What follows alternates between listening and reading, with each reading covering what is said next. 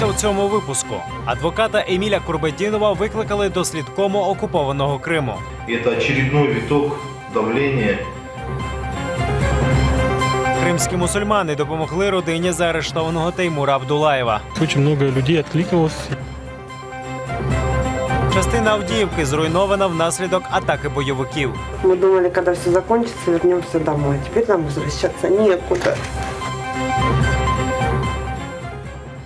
Добрий вечір. Час новин на телеканалі АТР. 28 березня, 1125-й день анексії Криму. У студії Скандер Маметов. Адвоката Еміля Курбетдінова викликають до слідчого комітету в окупованому Криму. Щодо нього проводиться дослідча перевірка за нібито розголошення даних досудового слідства. Курбетдінов вважає, що це тиск на нього як адвоката та як громадського діяча. Нещодавно Еміль Курбетдінов разом з батьками Мустафи Дегремеджі та Ервіна Ібрагімова їздив до Брюсселю, де розповідав про порушення прав людини в окупованому Криму. Також Курбетдінов провів аналогію із виведенням зі справи Ільмі Умерова адвоката Ніколая Полозова. Все, о чем я говорю, не является государственной тайной. Все, о чем я говорю, является открытой информацией, которая предоставляется следствием. Я никак не мог узнать какую-либо тайну следствия и разгласить ее и так далее, и так далее. Исходя из этого, я полагаю, что это все абсолютно надуманно, и это очередной виток давления и очередной виток, так скажем, действий Федеральной службы безопасности, связанных с моей профессиональной деятельностью. Фігуранта справи Хізбут Тахрір незаконно тримають у СІЗО. Таку думку висловив адвокат Едем Сімідляєв. Він відвідав свого підзахисного Рустема Ваїтова у колонії міста Курган, що у Росії. Ваїтова запроторили до СІЗО буцімто через порушення режиму колонії. Але адвокат упевнений, що це помста, бо Рустем відмовився співпрацювати з адміністрацією колонії. Рустема Ваїтова та ще 3 кримських мусульман затримали у січні 2015-го у Севастополі. Вони були першими після окупації, кого звинуватили в участі у забороненій в Росії організації Хізбут Тахрір. Ваїтова засудили до 5 років позбавлення волі. Находится он в этой колонии 43 дня, 40 дней из которых он находится в ШИЗО. Первый раз он попал в первый же день, когда он туда приехал, в исправительную колонию, якобы за то, что утром встал позже всех в 6:15. Однако такого не было, это все ложь. Обшук за участь у радіоефірі. В Криму ФСБ обшукала будинок кримсько-татарського активіста Вельдара Шукурджиєва. Торік в ефірі радіо «Голос Криму» за версією спецслужб активіст буцімто закликав до порушення територіальної цілісності Росії. Чоловіки у камуфляжі із зброєю 20 березня увірвалися до будинку батьків Вельдара Шукурджиєва та вилучили документи і книги. У майбутнє Криму він сказав, що він бачить тільки в статусі кримсько-татарської національної автономії у складі України. Так, і що після деокупації, власне кажучи, це питання повинно бути вирішено, адже це є, так би мовити, безпека для цілісності української держави. Щодо того, щоб він говорив про якісь заклики були в ефірі, чи він висловлювався щодо територіальної цілісності Російської Федерації, цього абсолютно не було. Сила в єдності. Дружина та 5 дітей фігуранта так званої справи Хізбут Тахрір Теймура Абдулаєва жили в одній кімнаті недобудови. Але друг родини Ремзі Бекіров вирішив розмістити у Фейсбуці пропозицію гуртом допомогти Абдулаєвим. Організував акцію «Талаха». На прохання відгукнулися з 10 кримських татар з усього півострова.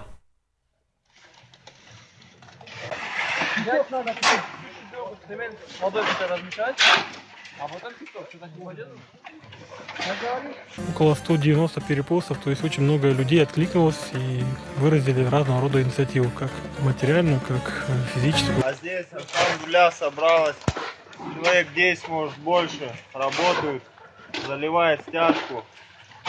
Иншаллах, желаю и прошу Аллаха, чтобы брат быстрее освободился и все остальные. Про брата Тимура мы можем только хорошее сказать. Иншаллах, готовы всегда помогать, выручать.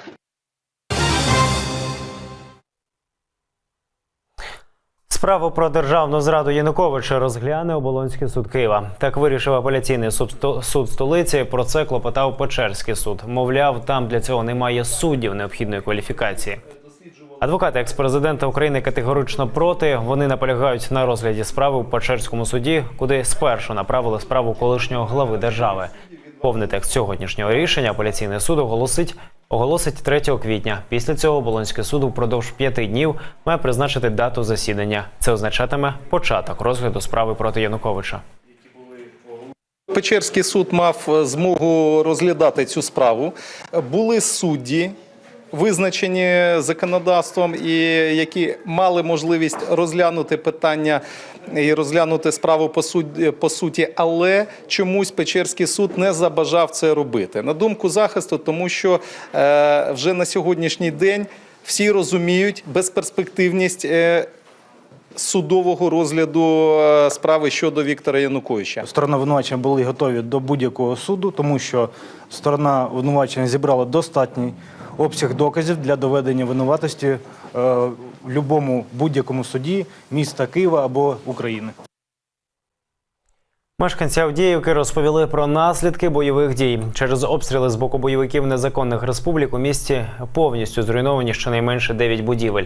Місцеві мешканці збирають цінні речі зі зруйнованих помешкань та перебираються у іншу частину міста. Днями українські військові повідомляли, що терористи незаконних республік гатили по Авдіївці з важкого озброєння та градів. Мы были у мамы. Ну вот, пожалуйста. Мы думали, когда все закончится, вернемся домой. Теперь нам возвращаться некуда. Это ихнего дедушка еще строил. Вчера днем я работал, мне позвонили. Женщина позвонила, говорит, сына, говорит, попала этот самый, разбила. Я сразу на велосипед сюда, тут милиция уже, полиция тут это самое, понимаете. Ну что, вот увидел увиденное. Что делать дальше, вот не знаю. А это уже прилетел град. Град прилетел. Київ готується прийняти 62-й міжнародний пісенний конкурс Євробачення. Після тріумфальної перемоги Джамали у Стокгольмі на Євробаченні 2016 анонсувалися масштабні роботи з реконструкції столиці. У тому числі ремонтують і станцію метро Лівобережна.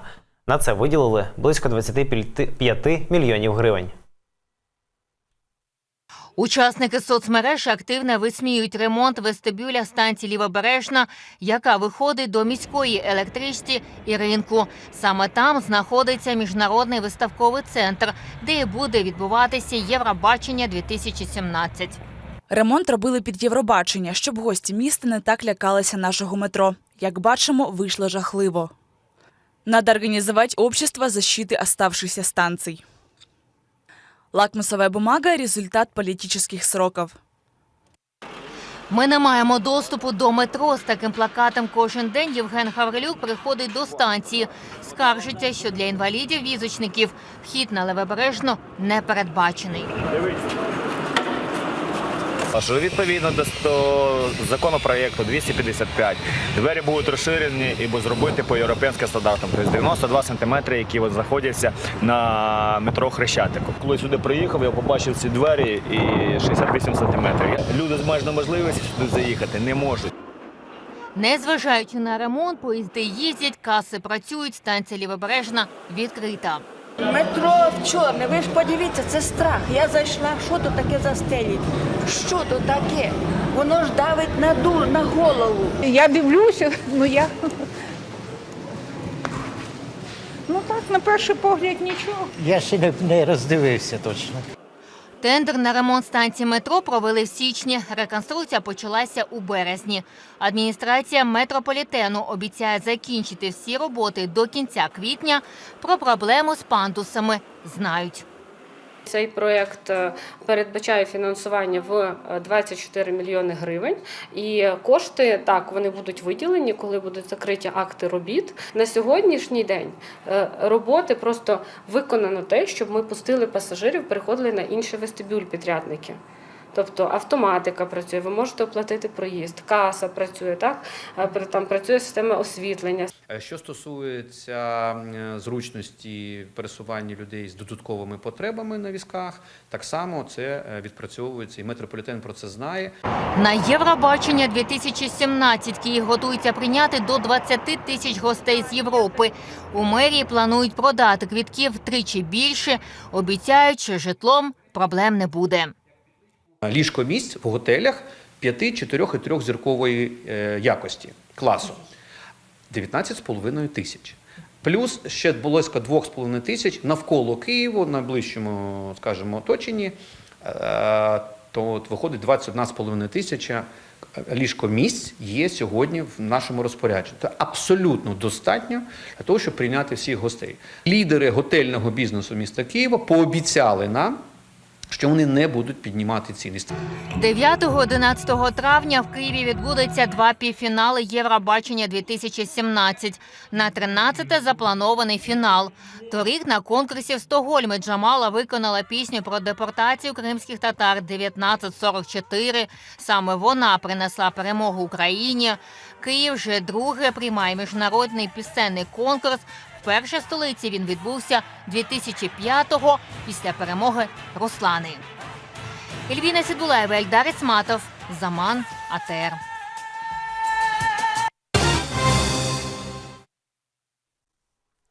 Затриманих у неділю московських мітингарів утримують в жахливих умовах. Про це повідомив засновник російського інформаційного порталу Владимир Сєчкін. Він переконує, що затримані туляться у переповнених камерах, їх не годують і навіть не дають води. 26 березня у декількох містах Росії відбулися масові антикорупційні акції протесту. Організував їх опозиціонер Олексій Навальний.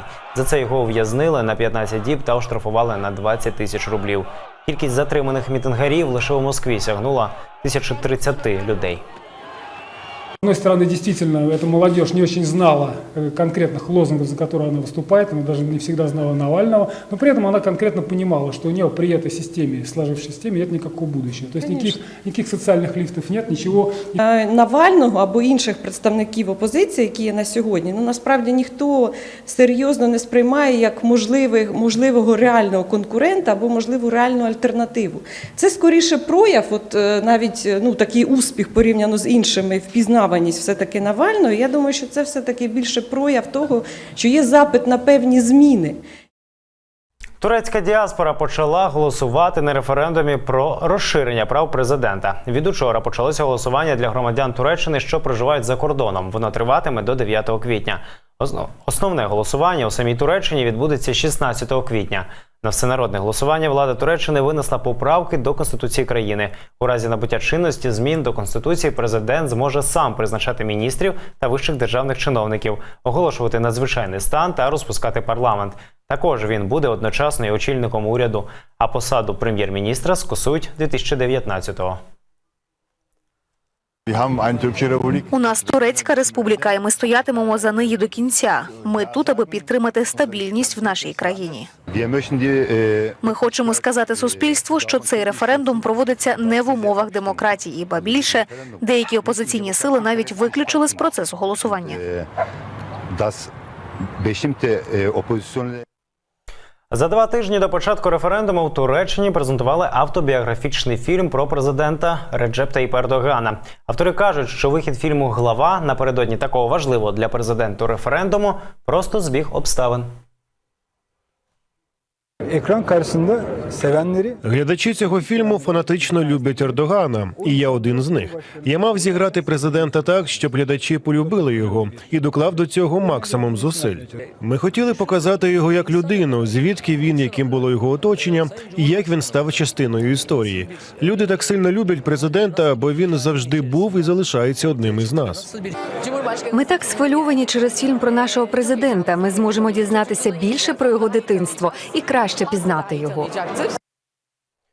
Це всі новини на цю годину. Дивіться наступний випуск «Заман» кримсько-татарською з Муслімом Умеровим за 45 хвилин, а ефір продовжує програма «Бугун». У студії до Айдера Муждабаєва та Ірини Ромалійської завітають експерт Центру демократії імені Пилипа Орлика Наталія Беліцер та головна редакторка видання «Українська правда» Севгіль Мусаєва. Вони говоритимуть про вбивство видатного журналіста Павла Шеремета. Залишайтеся з АТР.